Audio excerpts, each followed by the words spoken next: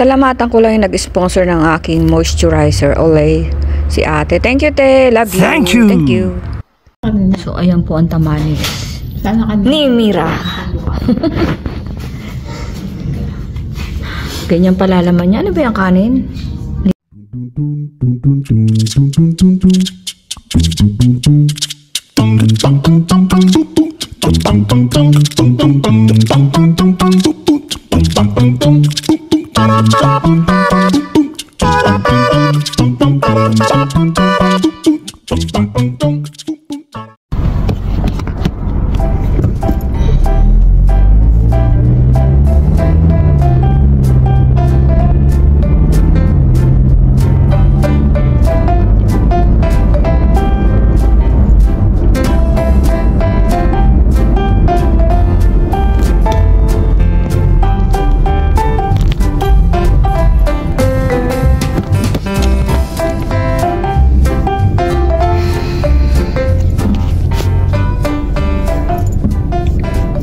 Good morning mga kuracha! Good morning po sa lahat, sa mga bagong subscribers, sa mga datihan, family and friends. Good morning. Today, I would like to take this opportunity. Wow, serious? Papasok na naman po ang kuracha, Monday. Another Manic Monday. Another day, another dollar. Blessed and thankful. Salamat po at healthy tayo. Ang dami nating napapanood sa TV. Ng mga aksidente sa NAIA Terminal 1. Sad po, di po ba? So, ingat po tayong lahat, mga kakuracha kong minamahal.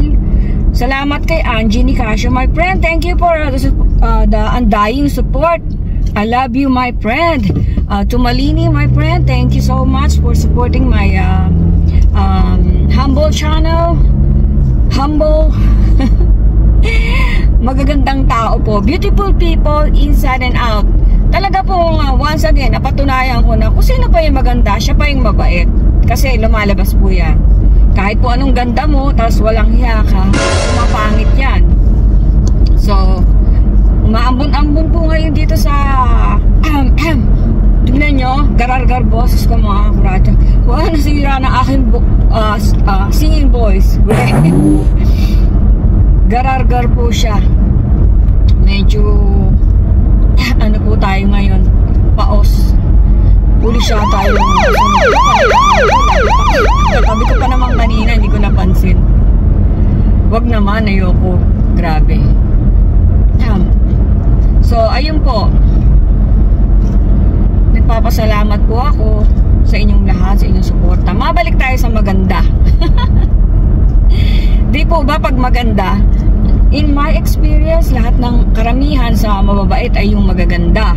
Lagi ko pong sinasabi to. Kahit po sa work, kahit saan, na-observe ko po yan. Siguro po kasi pumapangit sila dahil masama ugali. Pansinin nyo yung mga basher. Tingnan nyo yung profile pic. Kung ano itsura ng mga kumakabash, grabe. Di po ba? Mapapansin nyo kung sino pa yung pumapangit na po sila sa kababash. Nakikita ko lang po sa mga content. Minsan nagbabasa din tayo ng grabe yung boss ko. Excuse me po. So much for that negative whatever. So ayun po, nais ko lang pong pasalamatan yung mga nakasama namin, yung last naming dinner date with my sister, brother-in-law, my brother, our nephew, friends na kinukonsider na rin naming family. Grabe, nag-enjoy kaming lahat. Sobra. Sana maulit. Di po ba? Ang saya. Worth it. Hindi naman po palagi kasi sa Pilipinas sila naka-base, pero mahilig sila mag-travel. So pag kailangan ninyo ng dental something, mga dentist po sila, nurse, nilagay ko po yung kanilang contact number sa aking last vlog. So ang laki naman itong kasubay ko, oh my goodness, ang haba, nakakatakot. So ayun lang po, medyo na-distract tayo ng konti.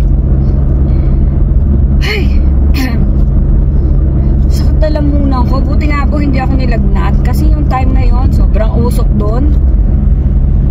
Kasi nga nagba-barbecue. Nasa harap mo yung usok. Medyo ano ng konti yung hindi ka komportable. Pero masaya po. Ang ingay. Alam nyo naman, nung bata tayo gusto natin maingay. Pero pagka nasoyang ka na, gusto mo medyo tahimik ng konti. So, relate po ba kayo mga kapwa ko young at heart? So, ayun po, nag-vlog lang po ako para magpasalamat at manermon. Wow, pare. So, abangan nyo po yung next kong vlog na hindi naman next yun, pero in the future, magta-travel ulit kami ni Don P with family. I'm so excited. Darating din yung kapatid ko, yung ate ko from the Philippines. Ayaw nila kasi dito pero nauna pa silang dumating sa akin dito. Pero sa amin ni Don P, ayaw nila dito, nahirapan sa work. Excited na kaming lahat na dumating si ate. Ayun, tinatanong niya anong gustong pasalubong. Sabi ko wala naman ako maisip eh. Nung naisip ko, alam ko na ako anong gusto kong pasalubong. Ano, pantutuli. Yak! So, yun po ang pinabili ko sa kanya, pantutuli. Kasi po minsan makati yung tenga ko.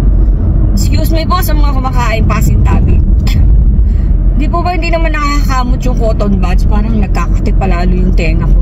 Hindi katulad yun, yung bakal na ganyan, kayod-kayo din mong ganyan. Ay, nako. Di po ba hanggang magsugat-sugat yung tenga mo? Di naman. Dapat hindi yun. Dapat cotton buds lang para gentle. Pero, hindi nga maalis yung kate. Alam niyo yung kating-kati yung loob ng tenga mo. Kasi marami ng kamote sa loob. Kamote talaga. Sabi ng doktor nung tinitignan yung sabi ko, may ba? Wala naman daw. Wala naman daw kamote. Buti naman.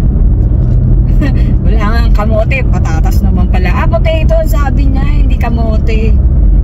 Sa bagay, magkapatid naman yun. So, ayun po.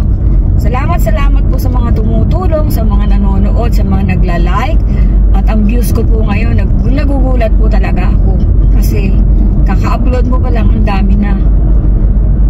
Sana po magtuloy-tuloy. Good vibes lang po tayo dito. Kung may gusto kayong i-topic ko, wow, magaling ka. Para naman po, yung i-content ko po ba, di po ba, okay lang po, open for suggestion tayo. Kung kaya naman po, di po ba. So, kung ano-ano lang, good vibes lang, hindi yung puro problema na nga sa buong mundo. Ay, ang ganda ng mga bulaklak, oh.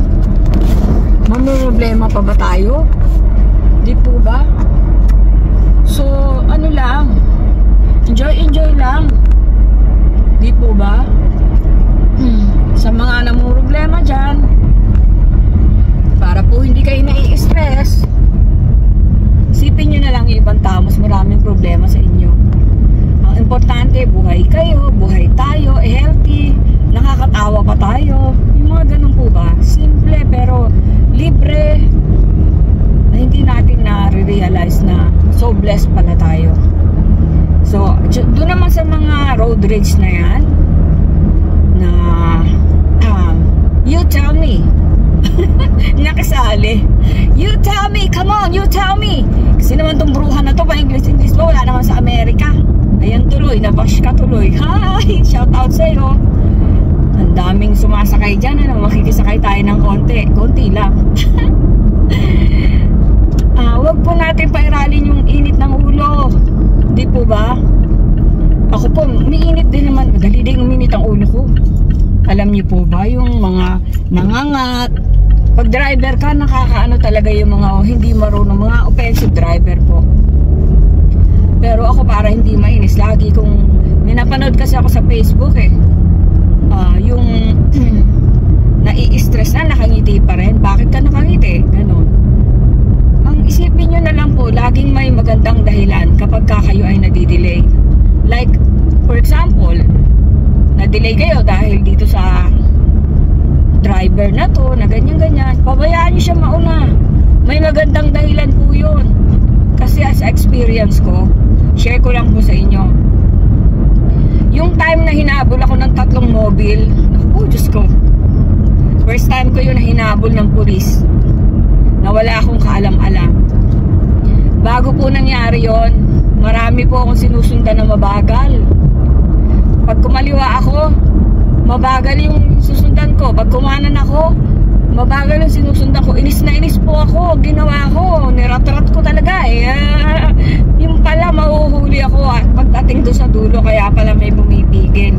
So ngayon, para hindi ako ma-stress pag may pumipigil sa akin o may aberya, iniisip ko na lang po yung guardian angel ko yon, na pinipigil ka magmabilis kasi nilalagay ka sa safety. Gets nyo po mga kakuracha, yung maliit na bagay gagawin nyo laging positive para hindi na kayo nai-stress. Alam mo yung ganun, lagi nyong hahanapin ang maganda sa bawat ano. Medyo paulit-ulit na po ako dito, no? Yung iba siguro sabihin, ano yung pinagsasabi nito? Sinishare ko lang po yung kaya po ako masayahin, ganun. Eh wala pong masamang tinapay sa akin. Lahat po ng mga gumawa ng masama sa akin, pag lumapit sa akin at nag-sorry, kahit sino po yan, tinatanggap ko po, kahit gaano kalaki yung pagkakamali. Kasi hindi naman po ako magdadala nun eh, di po ba? Lagi ko iniisip, so blessed na po ako. Para magalit o para ano, no, nagagalit din naman po ako. Pero nasa atin na po yun. Naisip mo pag nagagalit ka, sino ba yung nai-stress? Ikaw din. Sino ba yung papangit? Ikaw din. Sino ba yung nagkakasakit dahil nai-stress? Ikaw din. So, naargabyado ka na nga nung buwisit, namuisit sa'yo, magkakasakit ka ba dahil yung dinadamdam mo. So, ngayon, pero I learned it the hard way po. Hindi naman agad-agad ganun. Pero ngayon, na-realize ko ngayong hindi na tayo bumabata. Ganun po pala yun. Na tignan mo lahat ng mga blessings mo. Tapos, intindihin mo. Lagi mo ilalagay yung paa mo sa sapatos ng iba. Kahit mabaho. Joke. Hindi po, ang ibig ko sabihin, intindihin mo yung bawat tao kung anong pinagdadaanan. Kahit papano. Para mas maintindihan mo sila, mas mapatawad mo sila. At mas hindi mo sila pansinin. I mean, yung hindi mo napatulan ba. So, yun lang po. At tayo ay makulimlim po dito. 6:30 na ang umaga. Naisipan ko lang po ang dami ng mga bulaklak, nagbubloom mo. Ito tayo sa Mapuno.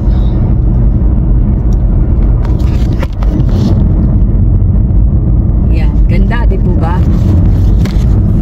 Ayan. Hala.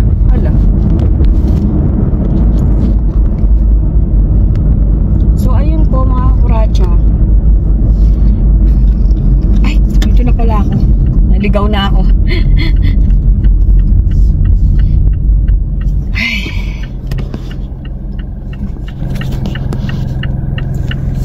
So, doon naman po sa nangyari sa NAIA. Di pa po na i-interview yung driver kung ano na-interview na pala, sabi niya may dumaan daw sa harap niya. Wala naman po sa CCTV, di po ba? Viral yun. Ay, sorry, yung aking wiper. So, ayun po. Maraming salamat po sa inyong lahat. Sa mga kapatid ko na sumasama sa akin every premiere. Sa family ko. At welcome po sa aming bagong baby. Si, ano pangalan nito? Ashley. Ashley, welcome baby. Baby girl Ashley. Love you. So, another blessing po yan. April 27 po dumating siya. So, welcome to the jungle. Da, da, da, da, da. Welcome Ashley. So, ayun po. Ano pa ba nakalimutan ko? Wala, puro pasasalamat lang po ang gagawin ko ngayon. Salamat at pagpayo para ma-share ko yung mga positive thoughts at yung mga bagay na kahit papano ay maiibsan po yung inyong agam-agam. So yun lang po. Sana po ay mag-ingat tayo palagi, stay safe, mag-pray po kayo gawa nyo ng gawa in everything. At po gumawa kayo ng magandang bagay, kahit maliit na bagay, pag pinagsama-sama yan, katulad din sa pera, kahit piso-piso isang araw, pagdating ng araw, madami na yan. So, ay, sarado? Hindi. Ayun po mga kuratsa, malapit na po ako sa work. God bless us all mga kuratsa. Like and subscribe. Angie, shout out sa iyo. Salamat sa pagtulong mo. Yung babae niya maganda, mabait pa. Oh, naku, dumidikit sa ilalim yung ano, yung mga loose gravel. At wala pang guhit-guhit dito. Ba't ba ako dito nakadaan? Yay. Ginawa po kasi. So mga kuratsa, I love you all po. Ingat po tayo. Huwag pairalin ng init ng ulo. Lagi pong isipin ang magandang bagay sa mga bawat pangyayari. Uy, may sexy dun, oh. Yun.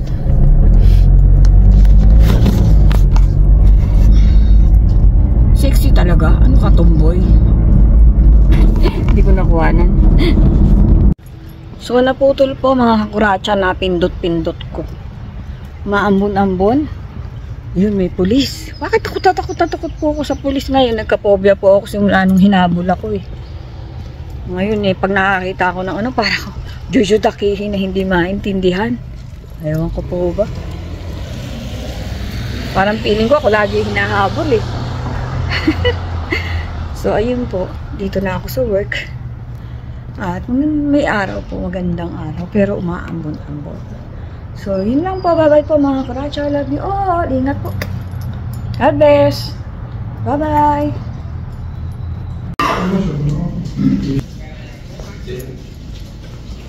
May pakain sa amin mga kuratsa. Ayan, tamales. Tamales chicken. Yung tamales whatever, beef, fried rice, beans, parang supat. Ano ba to? Burrito, chicken, beef, sauce. So ayan. Burrito ba yan? Hindi yan burrito. Buddy, what do you call this? This one? That looks like chicken. It's not burrito, yeah, right? What do you call that? Something like that. No, Is it burrito? What do you call like this? a rolled taco or Taco? meat. Thank you, Maddie. My sexy co-worker. Alrighty. We're having some snacks over here. Later. So, ayan po. Busog na busog. So, ayan po ang tamales ni Mira. Ganyan pala laman niya. Ano ba yung kanin? Hindi kasi ako Yung mais makain. to, mais na inano nila. Na dinurog. Tapos Okay. may beef sa loob. May ano? Beef. May chicken dun. Alright, ikain ka na dyan. Ma-store mo kita. Thank you.